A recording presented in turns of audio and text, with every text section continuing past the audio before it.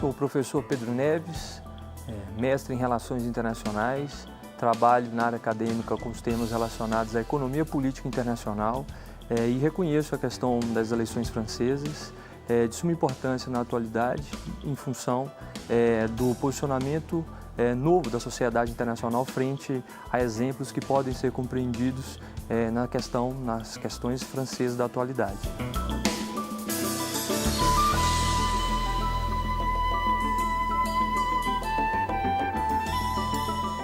Meu nome é Jamile Bergamaschini Matadiz, sou professora de Direito na Faculdade de Direito Milton Campos e em outras universidades.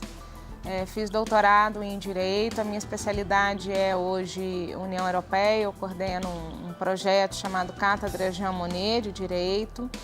E eu acredito que a importância de nós discutirmos as eleições presidenciais na França é justamente um giro, né, vamos dizer assim, uma transformação que vem ocorrendo no mundo, não só na França, mas também nos Estados Unidos, que pode afetar de alguma forma o Brasil. Então, acho que esse é um tema que tem que ser discutido, tem que haver uma reflexão para que a gente possa, inclusive, tentar fazer uma projeção aí para as próximas eleições brasileiras.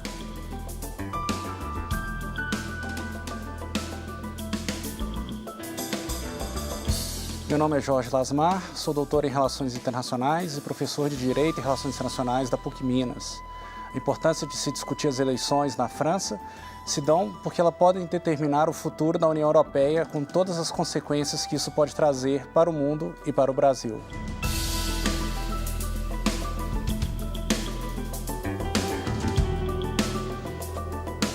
E eu sou Jair Stacanelli e está no ar o Horizonte Debate.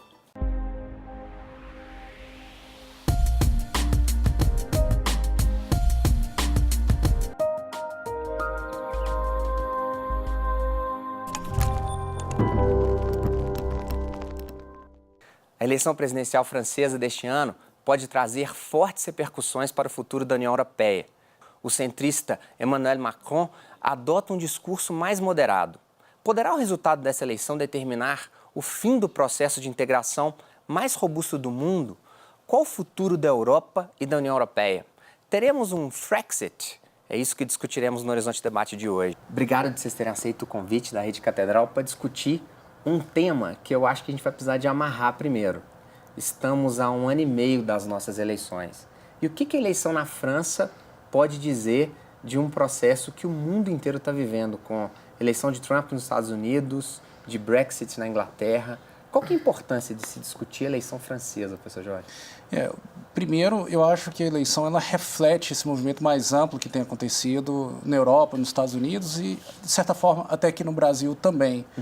Nós tivemos 2 candidatos, de certa forma, inesperados, mas que vieram fora do processo político normal, fora da tradição, da tradicional oposição dos republicanos, né, e socialistas na França, com um candidato que se vende, apesar de ter sido criado dentro da política francesa, ele se vende como sendo fora, não é afiliado a nenhum partido, e uma candidata de extrema-direita, que apoia opiniões duras, quase que fascistas mesmo, de uma maneira mais firme, o que nos lembra, por exemplo, de alguns posicionamentos do próprio governo Trump, ou de alguns governos na Bélgica, alguns candidatos na Holanda. Professora Jamile, professor Pedro, eu vou colocar isso já no início do debate. Assim. Podemos dizer que 2 candidatos, como o prefeito Dória, em São Paulo, e Jair Bolsonaro, deputado, é um cenário provável dentro das repercussões e das consultas e pesquisas de opinião no Brasil hoje. Posso fazer um paralelo de que se parece muito com Macron e Marine Le Pen na França? Eu acho que, de certa forma, sim, né? Como bem disse o professor Jorge, isso não é um movimento isolado do Brasil, não é uma circunstância que está acontecendo só com a gente aqui. E o que realmente acho que merece um ponto de ser objeto de atenção, né, é como esses políticos, como disse bem o Jorge, eles se vendem como apolíticos, né, ou não políticos. Né? A gente teve até candidatos aqui no Brasil, né, que se diziam, não, eu não sou político, né, eles se vendiam como não político. Então, eu acho que há uma tendência, vamos dizer assim, que a gente ainda não sabe muito bem o resultado, porque ela é recente, se a gente for comparar, né, com outras eleições no passado, mas há uma tendência recente hoje que vem eu acredito muito pela questão do não me representa, né? A gente está diante de um sistema que a gente já sabe que é falido, que não funciona mais, mas a gente não tem outro para colocar necessariamente no lugar. Então, acho que nessa transição fica muito claro, né, que os eleitores eles querem uma abordagem diferente. E aí, às vezes, eles acabam, né? Le Pen, por exemplo, ela tem um discurso muito radical, até mesmo fascista, mas se a gente vê as eleições de Trump, por exemplo, nos Estados Unidos, né, a gente teve imigrantes que votavam no Trump, né, mesmo ele dizendo que ia expulsar. Então, eu acho que essa questão realmente ela merece uma reflexão. E eu acho que em relação à União Europeia, isso pode... eu vou lhe ser muito sincero, o Brexit, a saída, para mim não foi uma surpresa, porque eles nunca quiseram estar. Agora, a França é uma preocupação. Né? Pedro? Eu tendo a compreender que a influência sobre o Brasil, ela se reflete até no fato do Brasil sempre seguir as tendências internacionais. É difícil a gente compreender dentro da nossa história política algo que a gente possa entender, olha, de fato há uma construção de uma alternativa e essa alternativa ela segue apenas um padrão brasileiro. A gente segue a tendência. Então, até para poder comparar um pouco a imagem mais do Macron com a proposta da construção de uma política apolítica dentro do Brasil, ele tem sido considerado como a representação de uma alternativa e até mesmo em função do fato dele ter sido vinculado à estrutura burocrática financeira de uma casa importante dentro da Europa, a Casa Rothschild, e posteriormente dialogar com o próprio governo François Hollande no quadro do Ministério das Finanças, né? Então ele seria uma imagem um pouco mais equilibrada daquilo que poderia ser um apolítico, né? Em função dessa carreira acelerada, né? Quando eu falo, aí trazendo a questão relacionada ao Brasil, seguir as tendências, essa posição de extrema-direita, e quando a gente fala de extrema-direita, a gente pode trazer alguns sinônimos também em relação à intolerância, à falta de diálogo, à perspectiva de exclusão, à construção de um dualismo, eu protegendo os meus versus os demais, os outros, né? Isso pode ter influência aqui no Brasil, mas a maior preocupação que eu tenho é o fato de, na França, o dualismo que está sendo apresentado pela extrema-direita dialoga com o elemento externo, com o internacional.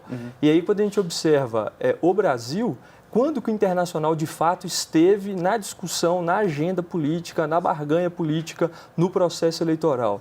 E eu não observo nas últimas eleições algo de internacional nos grandes debates. Sim. É como se, de fato, aquilo que está sendo colocado nos grandes debates políticos no período eleitoral dentro do Brasil, a agenda internacional, ela não atende às expectativas e os interesses, talvez, da nossa população.